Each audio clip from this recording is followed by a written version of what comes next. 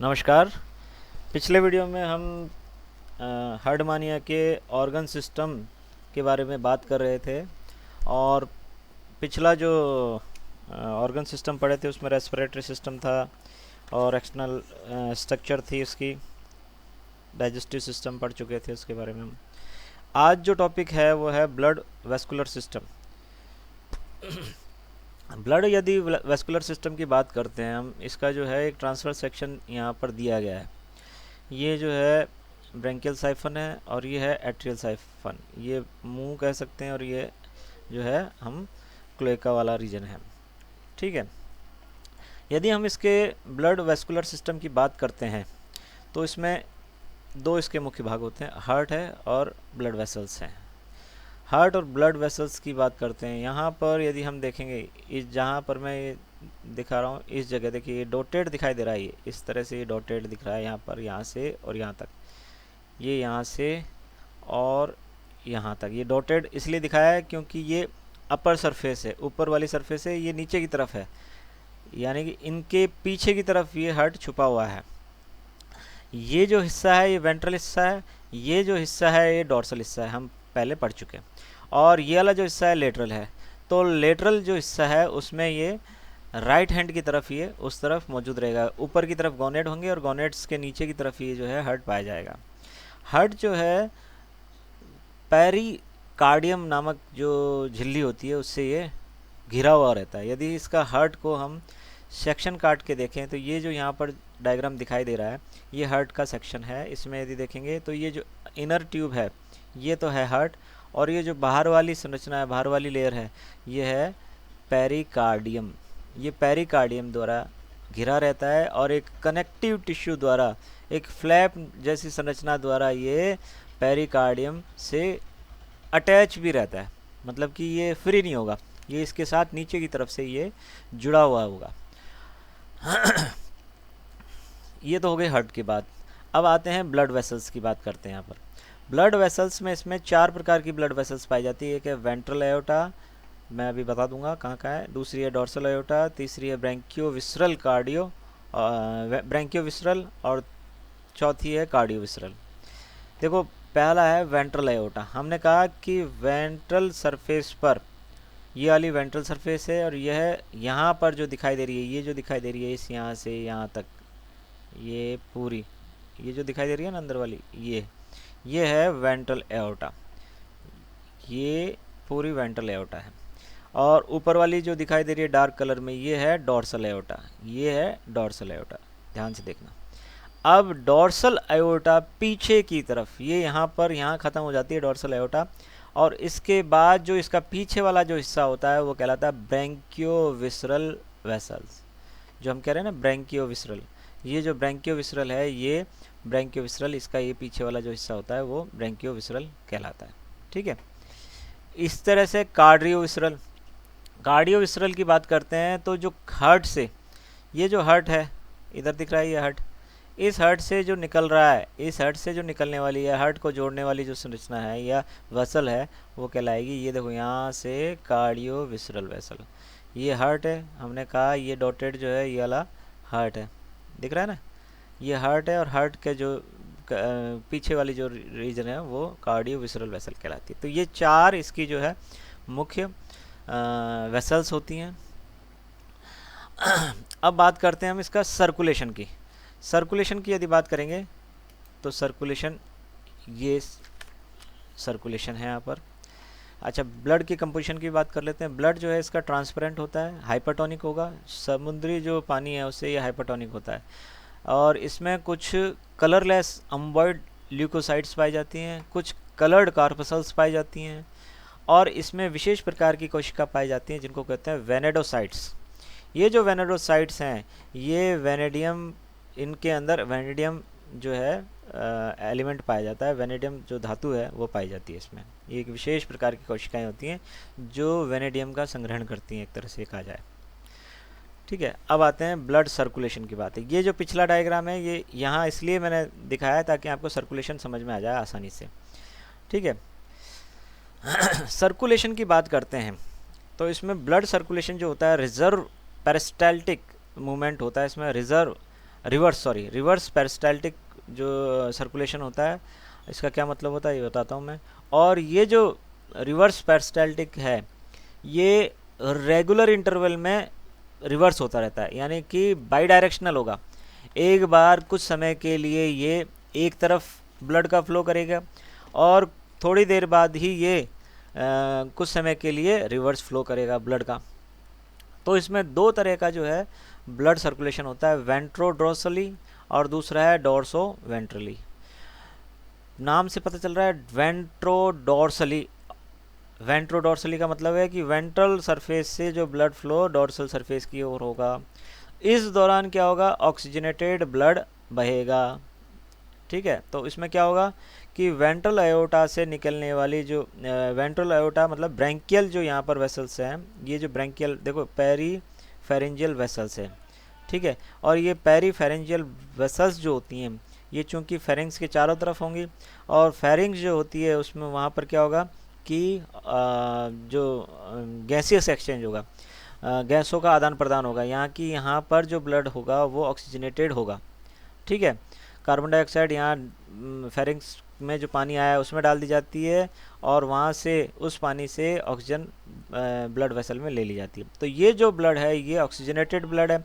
जब ब्लड का फ्लो यहाँ से इधर होगा उस दौरान क्या होगा, उस दौरान ये होगा कि ब्लड जो है ऑक्सीजनेटेड बहेगा उस दौरान। तो ब्लड जो है ऑक्सीजनेट बहेगा तो जो सप्लाई होगी ब्लड की वो जो विसरल ऑर्गन्स को होगी सप्लाई, वो किस तरह की होगी, ऑक्सीजनेटेड ब्लड की सप्लाई होगी। अब इसमें क्या होता है कि ये जो वेंट्रल अयोटा है, ये वेंट्रल अयोटा से जाने वाली जो वेसल्स हैं ये कार्डियो विसरल वेसल्स में जाती हैं। यहाँ से ब्लड जो है कार्डियो विसरल वेसल्स में जाएगा। देखो ये जो है एक ब्लड सर्कुलेशन का डायग्राम दिखा रखा है कि वेंट्रल अयोटा से ये हार्ट की ओर जाएगा। हमने कहा वेंट्रल अयोटा से ये हार्ट की ओर जा रहा है, हार्ट से फिर कार्डियो विसरल की तरफ जाएगा। कार्डियो विसरल जो क्या करती है, विसरल ऑर्गन्स को, यानी कि जो विसरल ऑर्गन्स हो, विभिन्न प्रकार के जो ऑर्गन्स होते हैं उन पर उनको ब्लड सप्लाई करती है। तो ब्लड सप्लाई किस तरह का करेगी, यहाँ से जब फ्लो होगा तो ऑक्सीजनेटेड यानी कि ऑक्सीकृत शुद्ध रक्त की सप्लाई करेगी। अब ये तो हो गया वेंट्रोडोर्सली फ्लो की बात हो रही। फिर जब डोर्सो वेंट्रली होगा फ्लो तो किस तरह से होगा, डोर्सलो वेंट्रली होगा तो उस दौरान क्या होगा कि डोर्सल सरफेस से नीचे की तरफ आएगा ब्लड। इस दौरान क्या होगा कि डीऑक्सीजनेटेड ब्लड बहेगा। तो उस दौरान क्या होगा, उस दौरान अब उल्टा कर लेते हैं। उल्टा कैसे करेंगे कि डोर्सल अयोटा, हाँ तो अब उल्टे की बात कर रहे थे हम, तो उल्टे में क्या होगा कि यहाँ से जो विसरल ऑर्गन्स हैं इन विसरल ऑर्गन से ब्लड जो है कलेक्ट किया जाएगा किसके द्वारा, कार्डियो विसरल वेसल्स द्वारा। और कार्डियो विसरल वेसल से कहाँ जाएगा ब्लड, हार्ट में, और हार्ट से कहाँ जाएगा, वेंट्रल अयोटा में। तो ये जो है ये जब यहाँ से वापस इधर आएगा ब्लड तो वो कैसा होगा, डीऑक्सीजनेटेड ब्लड होगा। और जब डीऑक्सीजनेटेड ब्लड होगा तो ये यहाँ पर ऑक्सीजनेटेड होगा। तो इस तरह से इसका जो सर्कुलेशन होता है वो रिवर्स पेरिस्टाल्टिक मूवमेंट में होता है। मतलब कुछ देर के लिए ये एक दिशा में होगा और कुछ समय बाद ये वापस दूसरी दिशा में बहने लग जाएगा। तो इस तरह से ये जो है इसका ब्लड सर्कुलेशन होता है। ठीक है, अब आते हैं हम नर्वस सिस्टम की बात करते हैं। नर्वस सिस्टम जो होता है इसका बहुत सिंपल होता है। इसमें एक न्यूरल कॉम्प्लेक्स पाया जाता है। ये जो होता है न्यूरल कॉम्प्लेक्स है। इसमें बीच में जो ये देखो ये जो होगा जैसे दोनों साइफन्स हैं, ये मैं दूसरा डायग्राम दिखाता हूँ, ये वाला। यहाँ पर इस जगह पर ये मान के चलते हैं कि न्यूरल गैंग्लियन पाया जाता है। ठीक है, और इस गैंग्लियन से जाने वाली नर्व जो है इस ब्रैंकियल साइफन पर और दूसरी तरफ एट्रियल साइफन पर फैली रहती हैं। तो इस तरह से इसका जो जो नर्व सिस्टम होता है बहुत सिंपल होता है। इसमें इस दोनों जो साइफन है, ये साइफन है ध्यान रखना, ये ब्रैंकियल अपर्चर है और ये है एट्रियल अपर्चर। ये नर्व गैंग्लियन है और दोनों तरफ जो है इसके साइफन्स के दोनों तरफ जो है नर्व एंडिंग्स पाई जाती हैं। बस ये यहाँ पर ही नर्व सिस्टम पाया जाता है, बाकी पूरी बॉडी में कहीं नहीं होता।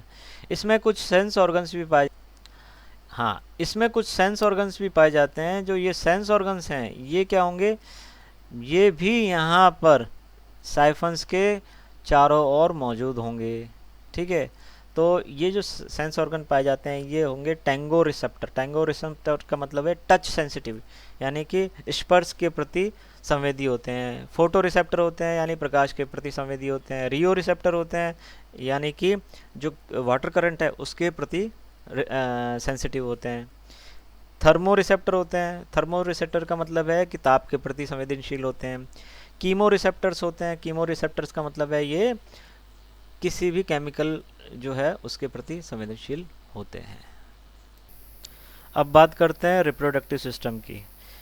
जो रिप्रोडक्टिव हर्डमानिया का जो रिप्रोडक्टिव सिस्टम है ये हमें पता है कि ये जो एनिमल है ये हर्मेफ्रोडाइट है। हर्मेफ्रोडाइट का मतलब बाइसेक्सुअल, यानी कि दोनों प्रकार के जो है इसमें सेक्स ऑर्गन पाए जाते हैं। मेल और फीमेल जो रिप्रोडक्टिव सिस्टम दोनों एक ही एनिमल में मिलते हैं। तो ये जो स्ट्रक्चर है ये इसके गोनेड की स्ट्रक्चर है। हमने जब पुराने डायग्राम में देखा, यदि हम इस डायग्राम की देखते हैं तो ये जो दिखाई दे रही है संरचना, हमने कहा था कि इसके नीचे की तरफ हार्ट होता है। ये जो संरचना है ये गोनेड्स है। ठीक है, तो ये जो गोनेड्स है ये यहाँ पर इस तरह से है। अब गोनेड्स की जो संरचना है उसमें हर एक गोनेड जो है वो मेल और फीमेल दोनों के दोनों गैमेट जो है प्रोड्यूस करता है।